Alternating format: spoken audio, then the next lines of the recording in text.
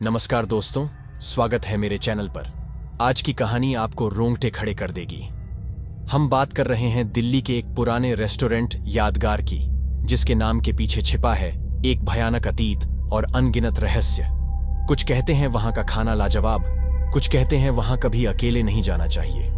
आज की कहानी में हम 4 दोस्तों राहुल, अंजलि, विक्रम और मीना के साथ इस भूतिया रेस्टोरेंट में कदम रखेंगे।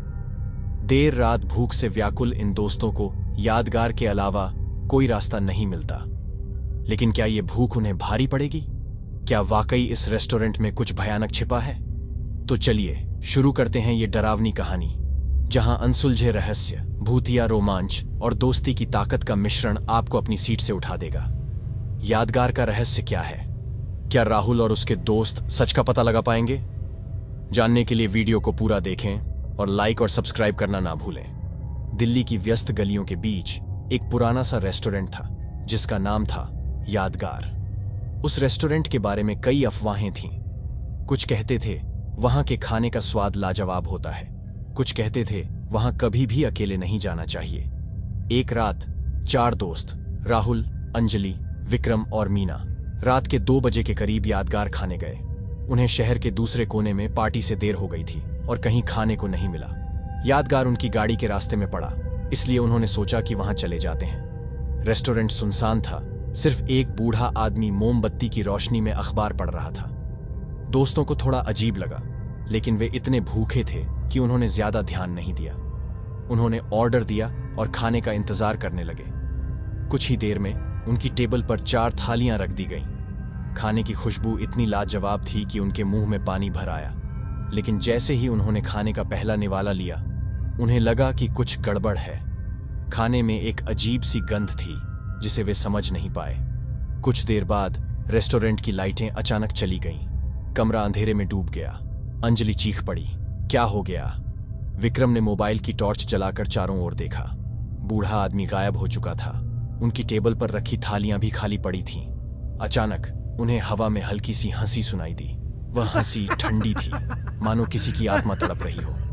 हंसी धीरे धीरे तेज होती गई, कमरे में गूंजने लगी। डर के मारे चारों दोस्त एक दूसरे से सट गए। अंजलि रोने लगी, हमें यहां से निकलना है। राहुल ने समझदारी दिखाई। उसने अपने बैग से कार की चाबी निकाली और कहा, हम भागते हैं। चारों दोस्त दौड़ते हुए रेस्टोरेंट से निकले और अपनी गाड़ी में बैठ गए। वे तेजी से गाड़ी चलाने लगे, पीछे मुड़कर देखने की हिम्मत न कर पाए। वे शहर के दूसरे छोर पर पहुंचे और एक ढाबे पर रुक गए। वहां पहुंचकर उन्हें थोड़ा आराम मिला। उन्होंने घटना के बारे में आपस में बात की, लेकिन उन्हें कुछ समझ नहीं आया। अगले दिन वे यादगार के बारे में पता लगाने का फैसला किया। उन्होंने इंटरनेट पर सर्च किया, पुराने लोगों से बात की। तब उन्हें पता चला कि रेस्टोरेंट में कई साल पहले एक भयानक आग लगी थी, जिसमें कई लोगों की मौत हो गई थी। उन्हें बताया गया कि रेस्टोरेंट में अब भी उन मृत आत्माएं भटकती हैं जो वहां आने वाले लोगों को परेशान करती हैं। इस कहानी का कोई सुखद अंत नहीं है। दोस्तों को भले ही रेस्टोरेंट से भागने में सफलता मिली हो, लेकिन उनके मन में हमेशा के लिए डर का साया बना रहेगा। यादगार का रहस्य अनसुलझा ही रह गया और रात के अंधेरे में रेस्टोरेंट से अजीब सी आवाजें आती रहेंगी, जो गुजरने वालों को अपनी ओर खींचने की कोशिश में रहेंगी। कुछ महीने बीत गए। राहुल, अंजलि, विक्रम और मीना अपने डरावने अनुभव को भुलाने की कोशिश कर रहे थे, लेकिन यादगार की यादें उन्हें कभी कभी रातों में डरा देती थीं। एक रात राहुल को एक अजीब सा सपना आया। सपने में वह खुद को यादगार के अंदर खड़ा पाता है। रेस्टोरेंट पहले जैसा ही दिख रहा था, लेकिन इस बार हवा में किसी की मौजूदगी का एहसास हो रहा था। राहुल घूमते हुए किचन की तरफ गया। वहां उसे एक बूढ़ी औरत दिखाई दी, जिसकी आंखों में गहरा दुख झलक रहा था। औरत ने राहुल की तरफ देखा और कहा, तुम वापस आ गए हो। राहुल चौंक गया।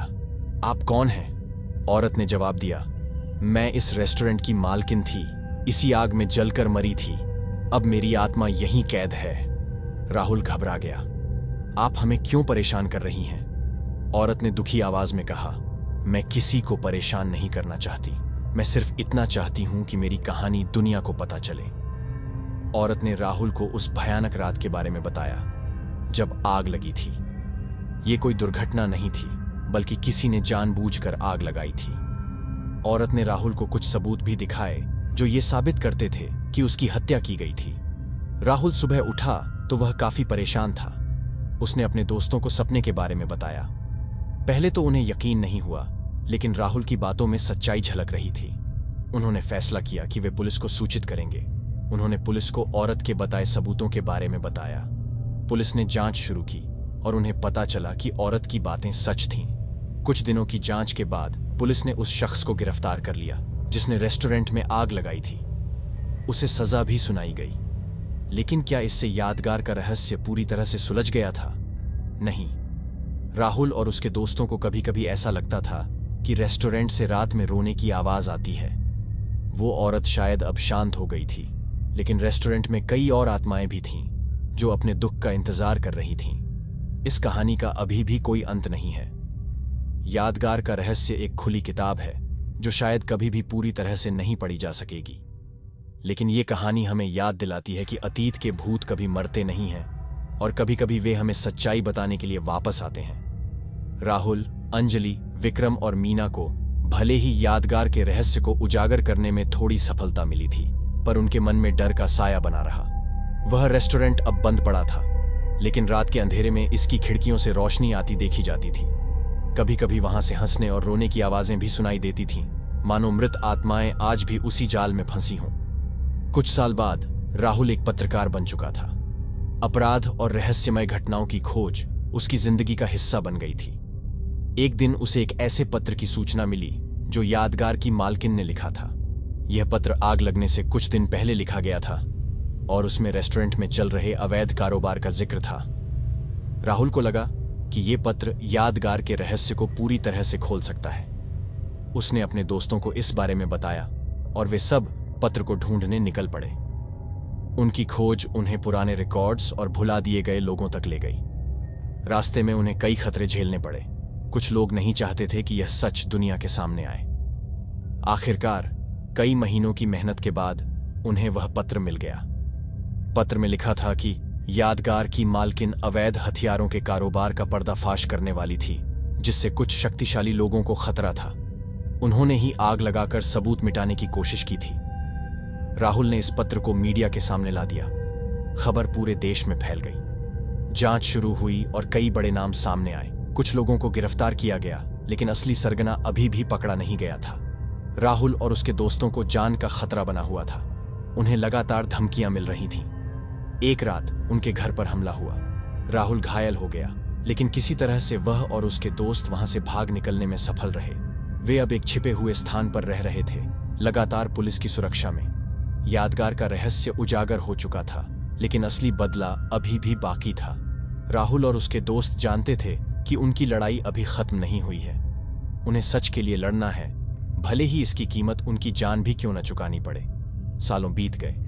राहुल, अंजलि, विक्रम और मीना गवाह संरक्षण कार्यक्रम के तहत नई पहचान के साथ एक अलग शहर में रहते थे। यादगार का मामला सुर्खियों से हट चुका था, लेकिन उनके दिलों में इसका काला साया मंडराता रहा। कभी कभी रात को उन्हें रेस्टोरेंट की खिड़कियों से निकलती रोशनी और हंसने रोने की आवाजें सुनाई देती थीं, मानो मृत आत्माएं आज भी वहीं तड़प रही हों। एक दिन राहुल को एक अपरिचित नंबर से कॉल आया। फोन करने वाले ने अपनी पहचान नहीं बताई, लेकिन उसने राहुल को बताया कि उसे यादगार के तहखाने में छिपाए गए सबूतों के बारे में जानकारी है।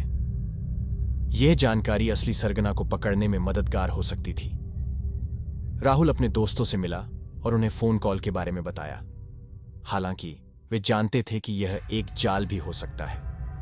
बहुत सोच विचार के बाद उन्होंने फैसला किया कि इस मौके को हाथ से नहीं जाने देना चाहिए। उन्होंने पुलिस को सूचित किया और एक जाल बिछाया। तय समय पर वे यादगार के खंडहरों पर पहुंचे। अंधेरे और खौफनाक माहौल में उन्हें एक व्यक्ति मिला जिसने उन्हें तहखाने का रास्ता दिखाया। तहखाने में उतरते समय राहुल को अजीब सी ठंड महसूस हुई और हवा में फुसफुसाहट सुनाई देने लगी। हालांकि वह डरा नहीं, सच के लिए उसकी प्रतिबद्धता मजबूत थी। तहखाना धूल मिट्टी से भरा हुआ था। दीवारों पर अजीब सी आकृतियां बनी हुई थीं। पुलिस को वहां कई हथियार और दस्तावेज मिले जो असली सरगना को सीधे तौर पर जोड़ते थे। ये सबूत काफी मजबूत थे और पुलिस ने तुरंत कार्रवाई करते हुए असली सरगना को गिरफ्तार कर लिया। राहुल और उसके दोस्तों को राहत महसूस हुई। सालों की मेहनत के बाद उन्हें आखिरकार न्याय मिला था। हालांकि खुशी के साथ ही उनके मन में एक अजीब सी बेचैनी भी थी। यादगार का रहस्य पूरी तरह से सुलझा तो चुका था, लेकिन उन्हें लगा कि कुछ अभी भी अधूरा है। एक रात राहुल ने सपने में यादगार की मालकिन को देखा। वह शांत दिख रही थी और मुस्कुरा रही थी। उसने राहुल को धन्यवाद दिया कि उसने सच का पता लगाने में मदद की। वह बोली, अब मेरी आत्मा को शांति मिल गई है, लेकिन याद रखो, दुनिया में ऐसे कई यादगार हैं जहां अन्याय हो रहा है, जहां सच दबा दिया जाता है। तुम अपनी लड़ाई जारी रखो, सच की आवाज बनो। राहुल सुबह उठा तो उसका दिल उम्मीद से भरा हुआ था। वह जानता था कि उसकी लड़ाई अभी खत्म नहीं हुई है।